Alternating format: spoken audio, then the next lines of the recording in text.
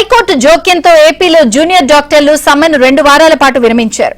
ఈ 2 వారాల్లో వారి సమంజసమైన డిమాండ్లను పరిష్కరించాలని ఏపీ ప్రభుత్వాన్ని హైకోర్టు ఆదేశించింది. మరోవైపు జూడాల డిమాండ్లపై ఏపీ ప్రభుత్వం సానుకూలంగా ఉందని మంత్రి సత్యకుమార్ తెలిపారు. స్టైఫండ్ అంశంపై ప్రత్యేకంగా కమిటీని ఏర్పాటు చేశామన్నారు.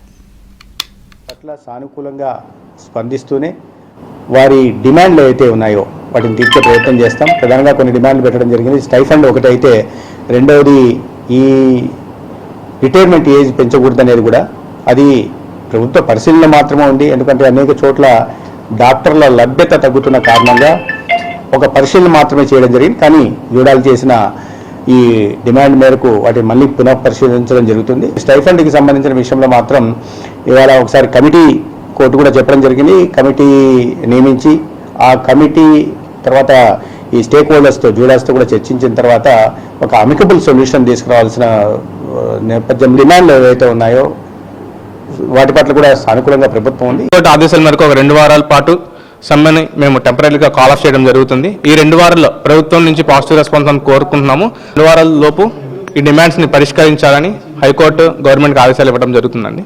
అయితే హైకోర్టు ఒక కమిటీని నిర్ధారించి దీన్ని త్వరగా 2 వారాల లోపు ముగించాలని చెప్పారు. అలాగే ఏదైతే హెల్త్ సెక్రటరీ గారు అయితే వీరపాండ్యం గారు ఆ కమిటీని ఫామ్ చేశారండి, ఒక 2 రోజుల్లో మాతో మళ్ళీ చర్చిస్తానని